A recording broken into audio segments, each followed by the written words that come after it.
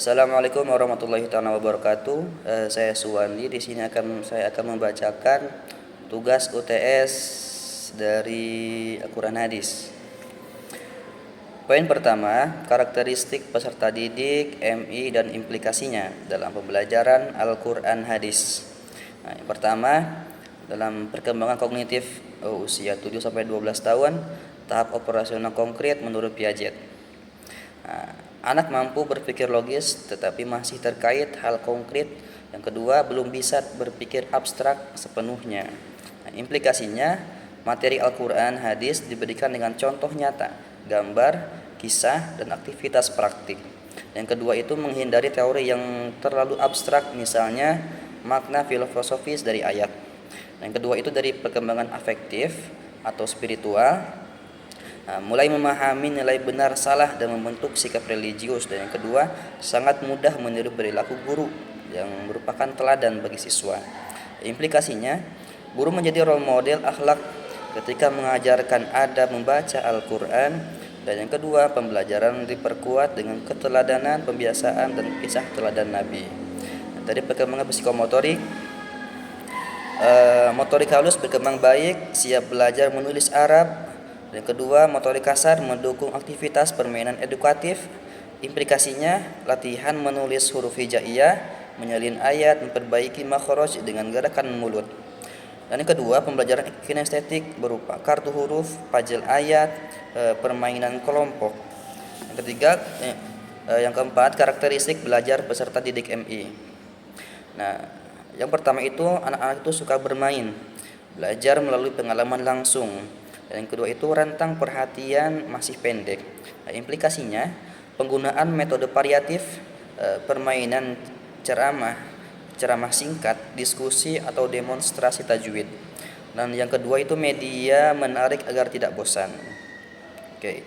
Poin yang kedua, perbedaan tujuan umum khusus dan penyusunan KI atau kompetensi inti, KD atau kompetensi dasar, dan indikator.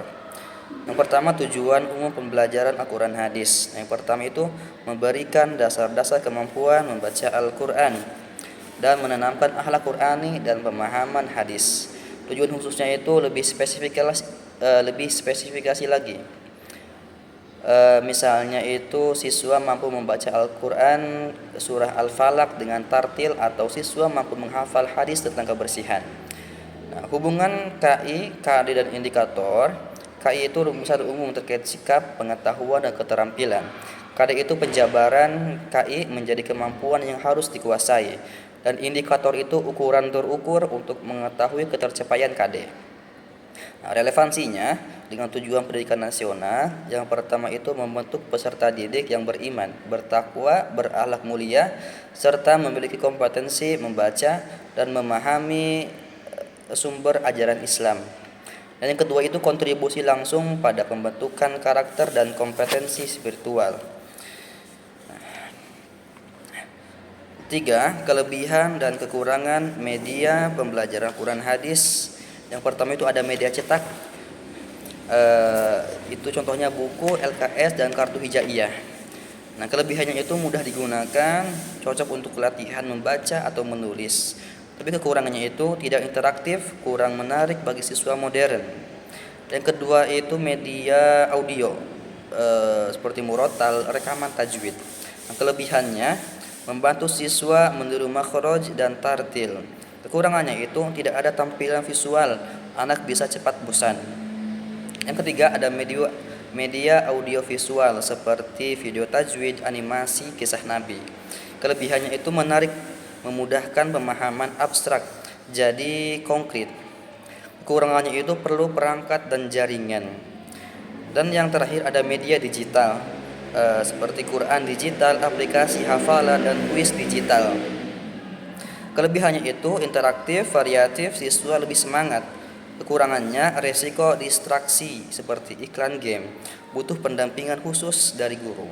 Nah, contoh pemanfaatannya itu dari teknologi sederhana, ada kartu huruf hijaiyah, ada papan flanel ayat, ada speaker murotal.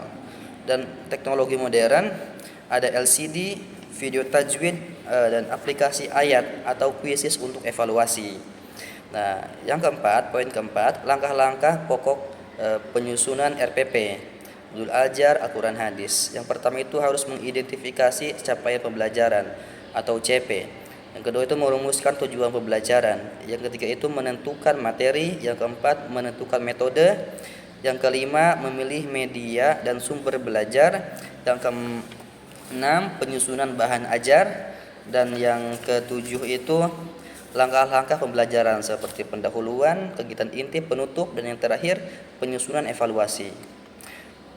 Poin yang kelima, prinsip-prinsip pengembangan bahan ajar Al-Quran Hadis. Nah, yang pertama, prinsipnya itu sesuai usia perkembangan.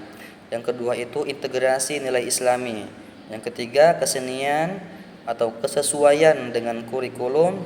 Dan yang keempat, variatif dan menarik. Kelima, pemanfaatan modul dan LKS. Ketujuh, pemanfaatan bahan ajar digital. Dan yang kedelapan itu ada keakuratan isi. Nah, contoh ayat dan Al-Quran yang berkaitan dengan pendidikan.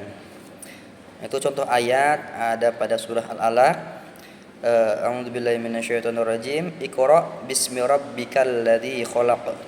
Yang artinya bacalah dengan nama Tuhanmu yang menciptakan. Nah, nilai dari Al-Quran ini itu menekankan pentingnya membaca dan mencari ilmu. Yang kedua itu pembelajaran di MI harus menanamkan kecintaan terhadap Al-Quran. Nah, implementasinya membiasakan siswa membaca ayat pendek di awal belajar. Kemudian guru mengajarkan adab dan motivasi membaca adalah ibadah. Nah, itu contoh dari ayat. Kemudian ada contoh hadis mengenai pendidikan dari hadis riwayat Ibnu Majah. Talabul ilmi fardhatun ala kulli muslimin. Menuntut ilmu itu wajib bagi setiap muslim. Nah, nilai pendidikan yang diajarkan itu menekankan kewajiban bagi seluruh anak. Yang kedua, mendorong sikap disiplin, semangat dan kesungguhan.